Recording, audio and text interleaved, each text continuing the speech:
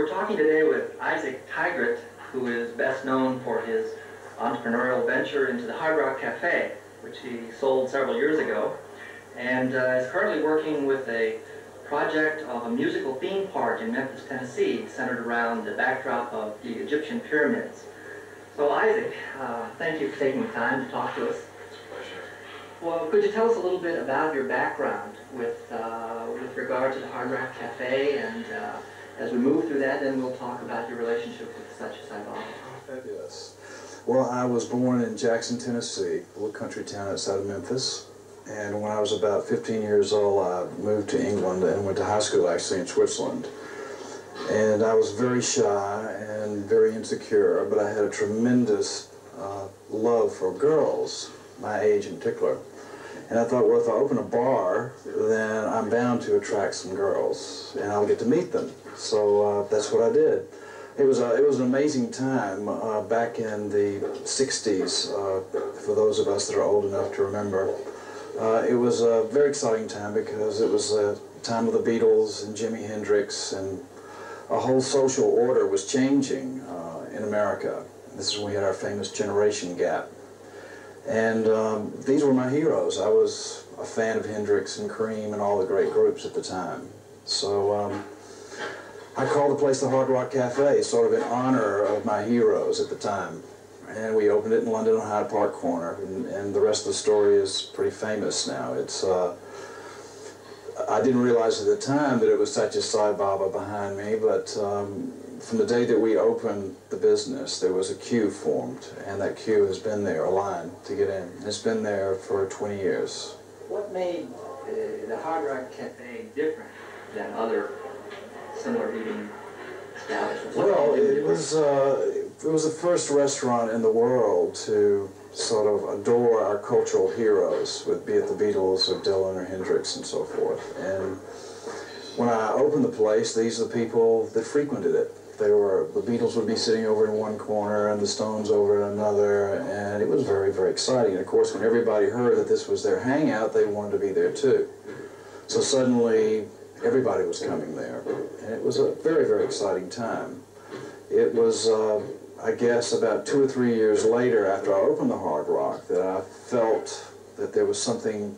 I'd had such an incredible life. I was only 20 when I opened the Hard Rock, so it was very exciting to be so young and have so much attention. But I always had felt that there was something more in life than what I was getting out of it. And I took a trip to India, I guess, back in 1974. And while I was here, I actually was working on a project. I'd been interested in metaphysics since I was a young man, and I received sort of these psychic messages, is the only way I can describe them. And I received one that said, "Buy the Secret Life of Plants," and I didn't know what that meant. And about 2 weeks later, I picked up Newsweek magazine. Here was an article about parapsychology and psychic phenomena, a book actually that had come out. It was in the book section, on a book called The Secret Life of Plants. It became, after I bought the rights, I immediately picked up the phone and called the authors and said, "I want to buy the theatrical rights to your book." And they said, "Well, did you read where did you hear about us?" And I said, "Well, I read about you in Newsweek." And they said, "Well, the article said don't buy the book." I said, "I know, it's what it said, but I feel like I should." And they said, "Well, let's do it." And they thought it was a failure at that point. Harper's and Row had come out with the book, and to make a long story short, after I bought the book, it hit the bestseller list and stayed there for, I think, 65 weeks on the New York Times bestseller list. And the next thing I knew, people in Hollywood were calling me, and I went out to see the then head of Warner Brothers. I can't remember his name now. He's now with Disney. And they wanted to do this book on parapsychology and psychic phenomenon. And Stevie Wonder became my partner, the singer, and he in fact did the soundtrack for the film that was made. And I was blessed to be able to travel around the world visiting all the phenomena that were in the book. And from university type of situations, Johns Hopkins and Duke, UCLA, the Sorbonne in Paris, and other places where they had been studying parapsychology. And when you met all these sort of freaky characters, and you said, "Well, what's the source? So where is the energy coming from? And where are these messages coming from that some of us are lucky enough to receive?" And They said, well, you better go to India. They've been at it there for a long time. So off to India I went with a crew and so forth. And we were doing research for the film script itself. And I was in a place called Aurangabad. And I was sitting in a lobby, a hotel lobby, and I know it sounds sort of off the wall, but suddenly I heard someone calling my name, and it was inside of my head. It wasn't outside of me. And I was so shaking my head, and I looked up, and on the wall in the lobby there was a picture of this man in an orange robe with big hair. And I had no idea. We'd done research on all the masters in India, and for some reason Sai Baba had not been brought up, so I did not recognize this figure. I immediately asked someone, who is Sai Baba, and they said, well, he is probably the greatest guru or holy man in India, and the people that have this hotel are devotees. And I said, well, where do I find him? Because I think he's calling me. And I immediately came down to Whitefield, and I was just there for a day, and he came out, and there was a big crowd, and I didn't know what to do, really. I was standing there against the wall at the back, and he parted the crowd and came over and made his famous vibhuti for me. And I guess my life started to change at that particular time. After you met Sai Baba, how did it influence your work with the Hard Rock Cafe? It changed everything. I've always been in love with people. I adore them, and I guess being in the public service business, it was a natural thing for me to go into. Of course, I came here to Puttaparthi, where we are right now, which is exciting, on the 65th birthday. I came here for 15 years without Sai ever really looking at me or talking to me, and was in the darshan line and so forth. Always, and in the canteen. And I noticed, this was in '75, I noticed in the canteen a little wooden sign that said, "Love all, serve all." And this struck me as being everything that being in the service business is about. So I started putting it on matches and t-shirts and jackets and everything that we sold at the Hard Rock. And some of you may have a watch or a hat or something somewhere out there. It says, "Love all, serve all." And that's the type of thing that influenced my business. Also the way that I interacted with my staff, and I used to get up and give them speeches about Sai Baba and so forth, and bring them all the little red books and that sort of thing. It was so exciting to me 15 years later when I had my first interview with Sai Baba, having now put the words "love all, serve all" on probably over 40 million items that we had sold or given away. The first thing he said to me is, "How do you get to God?" And of course, when Sai speaks to you, you immediately sort of tremble. He's so exciting to be with, and I didn't say anything. He said this in darshan, or? No, in my first interview, the first thing he said to me. And I didn't say anything, and he asked 2 or 3 other people, "How do you get to God? How do you get to God?"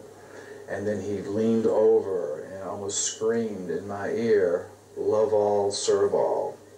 So I had known at that moment that he had been with me, which I always suspected, but that he knew that what I was doing, what I was up to. And that's how you get to God, that's for sure.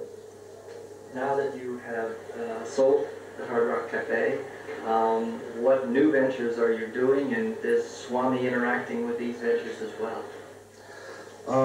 Well, I now realize, especially coming from the West, where we don't have any great religious figures, where we are inundated with so much media and television, advertising, and so forth. It's very difficult to even find someone that you look up to or respect. Sai, once he comes into your life, really guides you with his wondrous love and amazing power to help you. The idea of him being omniscient is, one of the most difficult things to contemplate. We're so limited, and how can this little fellow be part of the universal consciousness everywhere at once? There's a gentleman just in the room a minute ago, Gary Bells, and we had this conversation one night, and he said, I just can't understand how Sai can be omniscient everywhere at once. And I said, well, I can't either. I'm very limited.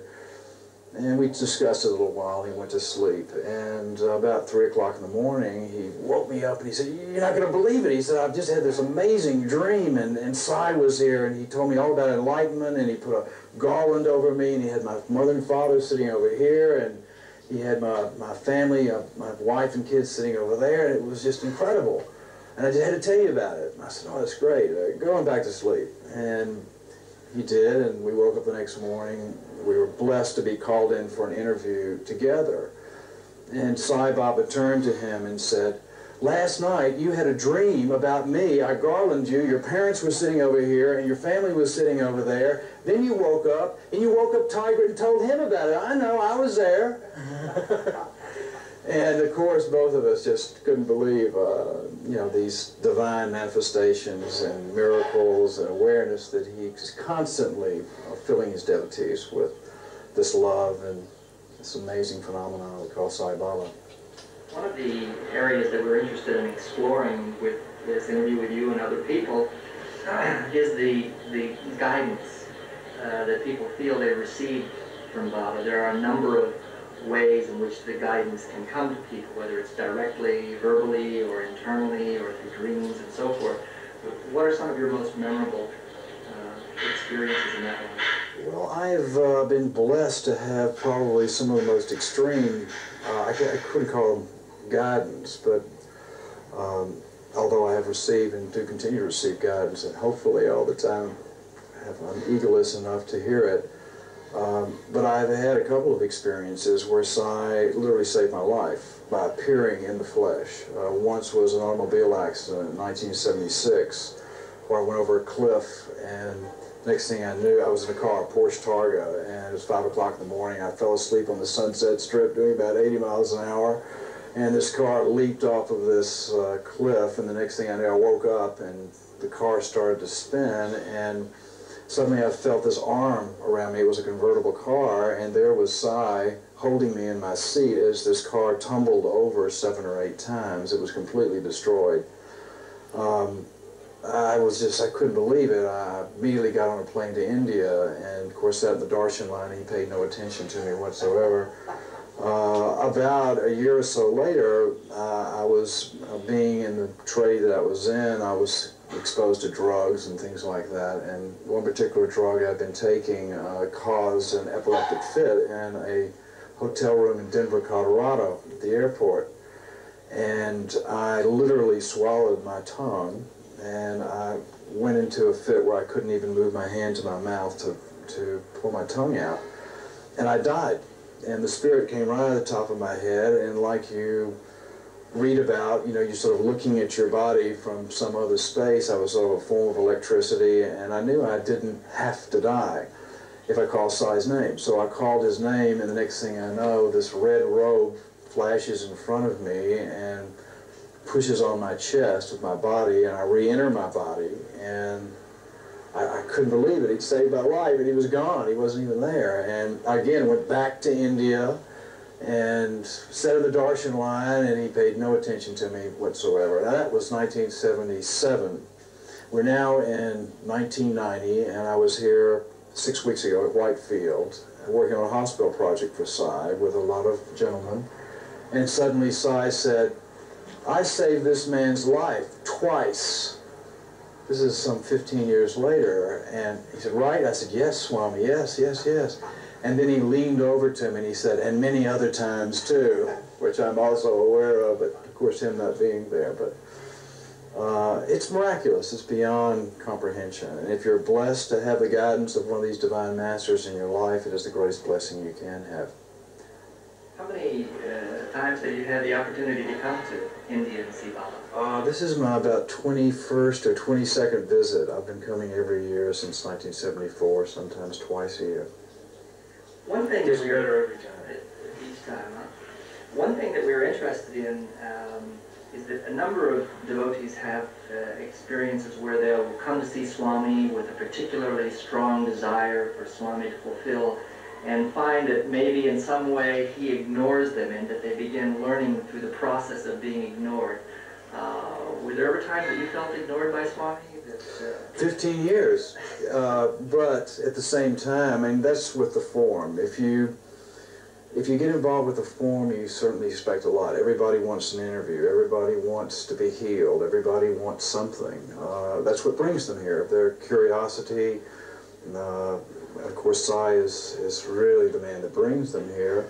Everybody wants something, but as an old Rolling Stones song, you know, you may not get what you want, but you get what you need. And that's what Psy gives you. I think that part of the whole process, and of course now my dream is maybe someday I can reach another state of consciousness myself, even if it's a tiny one, is that you have to destroy the ego. And that's sort of hard to understand. I mean, Psy made for me on this first interview a beautiful diamond ring, which he's now changed into another ring.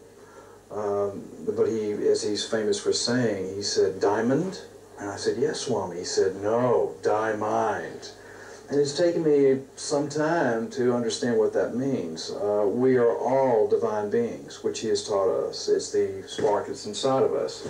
But you have to be very quiet to hear that divine being speaking to you. And if you can still the mind and the ego, then you have an opportunity to get direct guidance from the Guru within. What brought you to the 65th birthday? Sai Baba told me to come. So I am here, just as he told me to move to California and sell my business, and which I did. How did he tell you?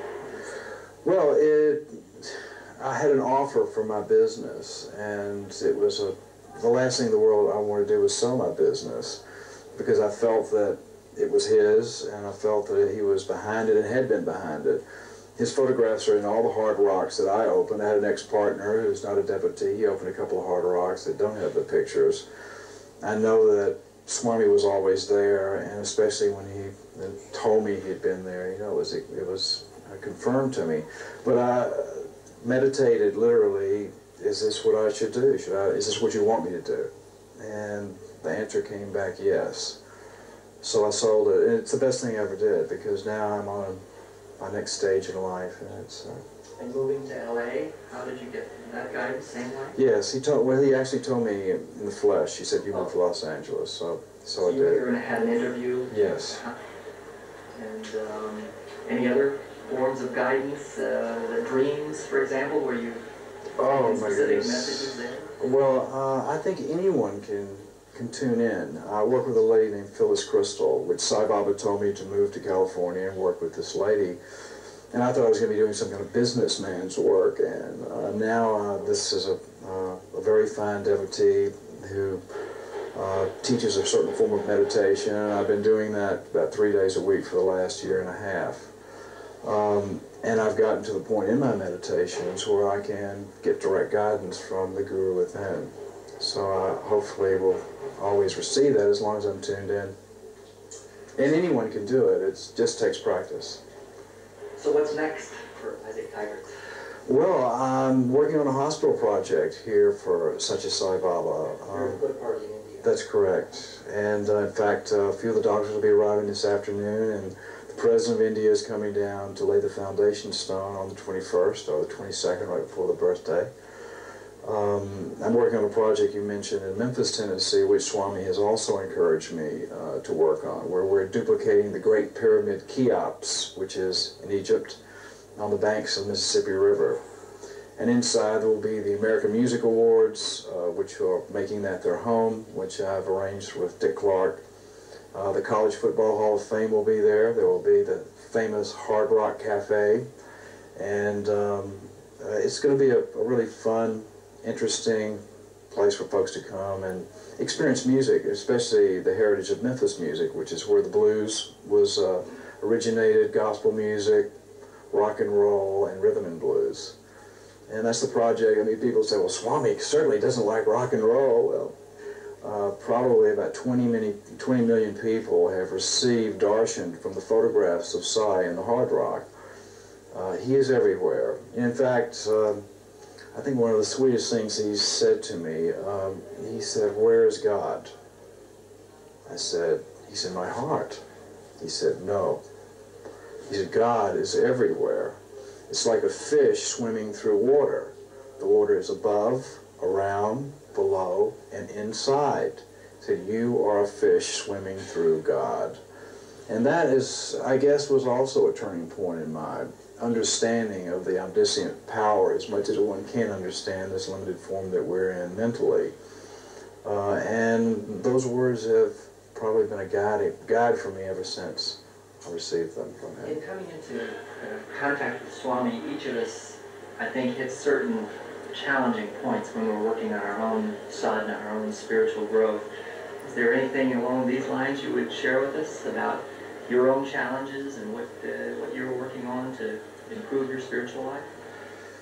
Well, you have to define your spiritual life sometime in your life. In many cases, people, especially in today's sort of irreverent, irreligious age, which is a very dark age of man, really, people don't really receive a lot of religious guidance and so forth, and they never really consider defining their spirituality until they come against death, or they get very old and they realize that mortality is about to happen. And I guess everybody in their own time, but to receive it when you're young and to put it in your life and to put the practices in your life, the results are phenomenal. Sai Baba has guided me as he's guided all of us, and again given us just what we need. And as he says himself, you know, follow your own chosen God. He doesn't say that he is the only God, or in fact he told me the first interview as well, so I'm a messenger of God. And I think that whatever your religion may be, if you practice the teachings and follow the moral codes of that religion, that it will make your life very secure and give you great blessings. You know, he's met all these rock stars and everything like that. I mean, how do they compare to like being with Swami? How does one play like spiritual life? Well, I think you can combine the two. You know, I have been blessed to meet the heroes of our times, at least for young people. I've entertained them. I spent 20 years backstage or in the van to the gig or at the studio or somewhere. And it's been a real thrill, you know, to be with those folks because they are the heroes of our times. However, it's a very limited sort of scene. You know, it never gave me the satisfaction that obviously my spiritual life had.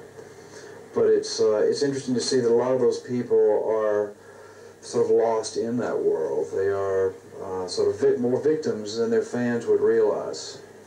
If you get too much attention in life, it can stymie your growth. Take it from me. Who were some of the people that you've come in contact with, just to name a few names? Well, it's more like who I haven't come in contact with. Last week I was with Dan Aykroyd. In fact, the Blues Brothers have played the Hard Rock many, many times in their band. I know all the Beatles. I know practically every rock star, lots of actors and folks like that. Many of them I've talked to about Sai Baba, and in fact I think Dan Aykroyd's planning on coming down here sometime next year. So it's a search that even someone that's a superstar is looking for fulfillment that he hasn't gotten from all the cash and adulation and so forth. It holds them back, and many of them are searching, many of them. In your own case of being very financially successful, worldly success, how did you avoid the trap that we often hear rock stars falling into? I didn't. I didn't. I went through it. You know, I've had a very serious drug life for many years. I lived the scene. You know, it seemed to be fun at the time, and I have no tremendous regrets about it. Mainly because as Sai became part of it, and of course I had a hamburger restaurant. I was the black sheep of devotees for many years, saying, hey, if Sai doesn't approve of this or that, but he is everywhere, and he's in everybody and everything. So I sensed that even when I was in that world and in that scene. You know, he was always there with me. As he said, I've saved your life many times. Very, thank you. My pleasure. So.